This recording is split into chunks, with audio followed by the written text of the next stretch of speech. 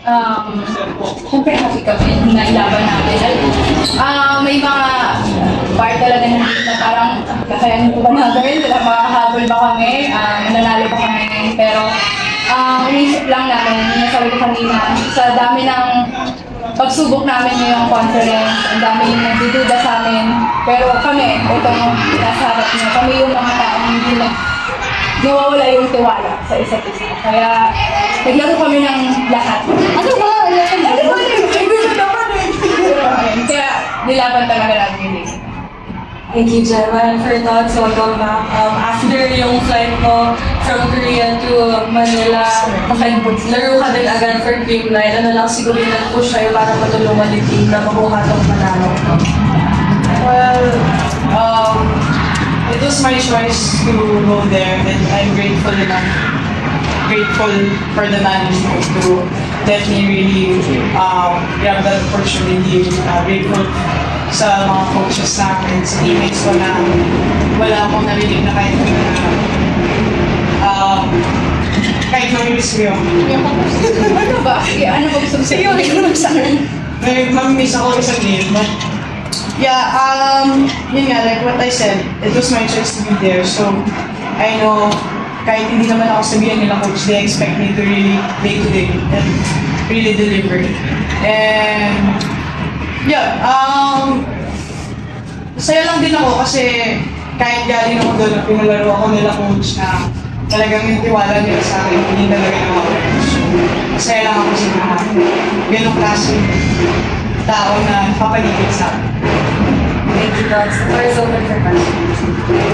Gemma and Dogs yung nakada siya 2 points na dapat. Parang ano lang yung naging mindset nyo sa loob, lalo na ng mga crucial moments na bakit.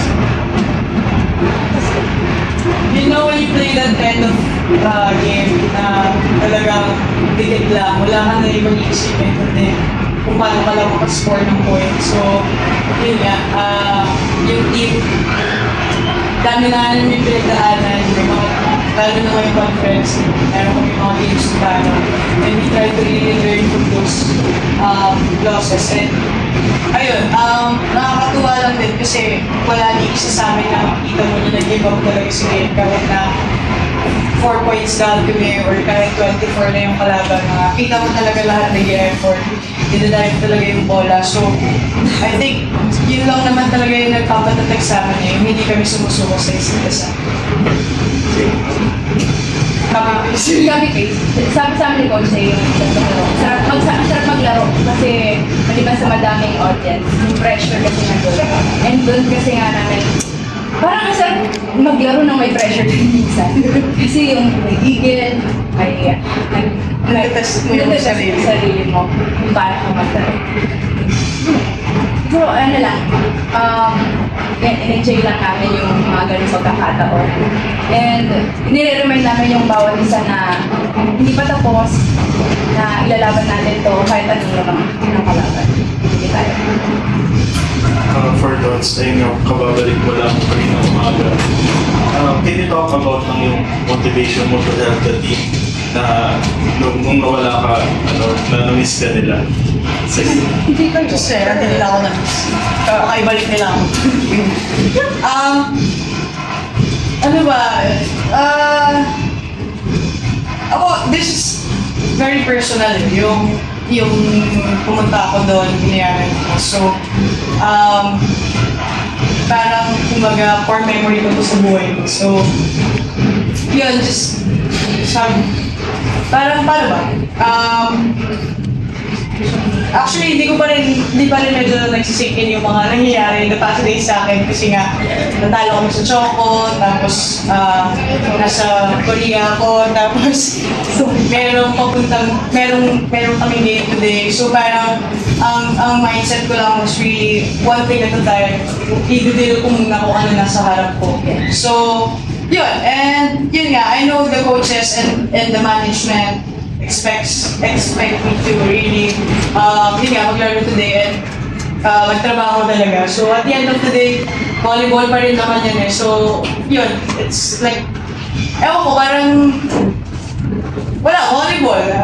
This is what I do, what I enjoy to do. So I think yun yung talagang motivation. For Jeremiah Thoughts, nabanggit nyo nga kanina na minsan may mga doubts na din this conference about kung gaano kalayo yung ibubuga ng Creamline pa.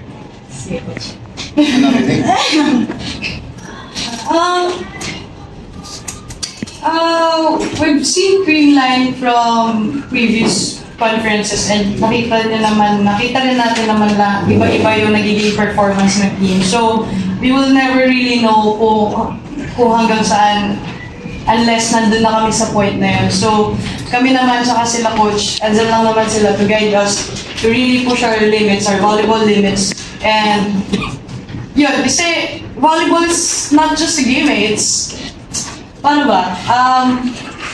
Malaking bagay yung paano ka sa your attitude. So, kung lahat ng meron kami, mag-teammates, pinagsama-sama mo yun, pati sila coach, I think,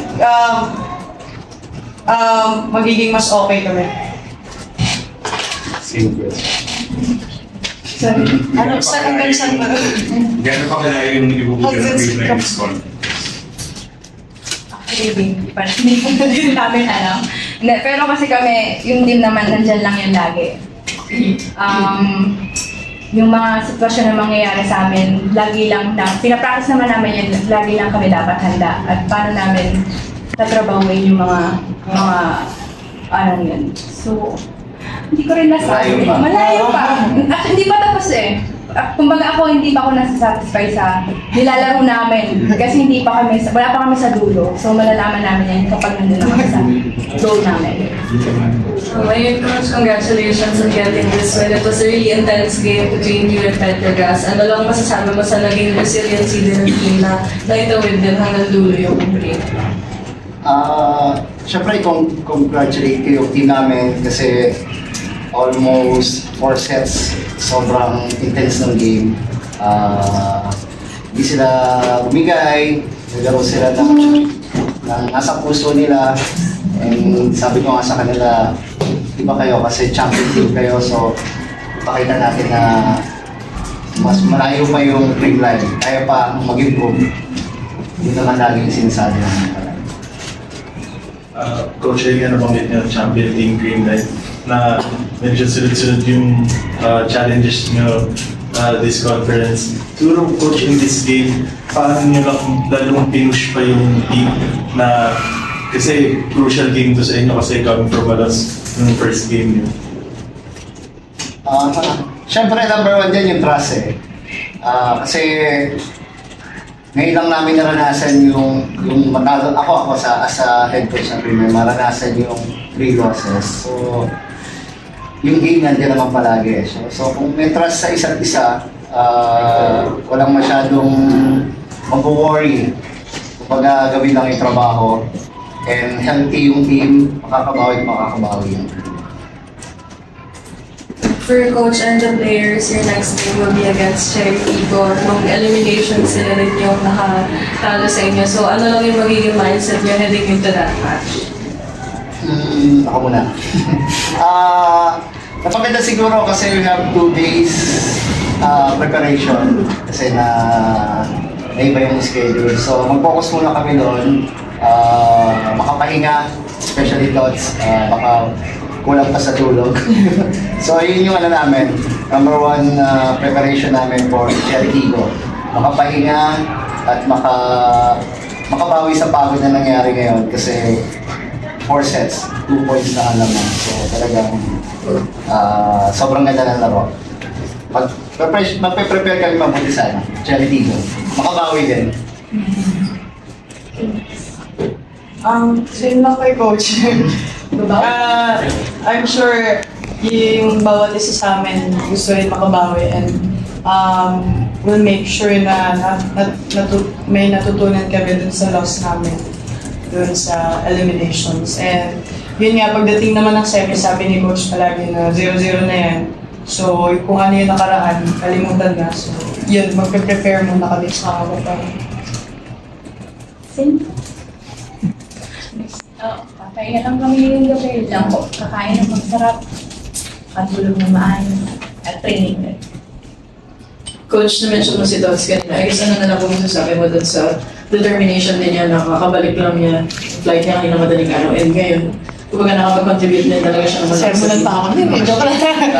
Sermonan pa ako. Huwag mo nang tanongin. Hindi ko pa siya nakasal sa nangyari sa amin last game. So, hindi, syempre, nag-message naman kami nung nasa ano siya.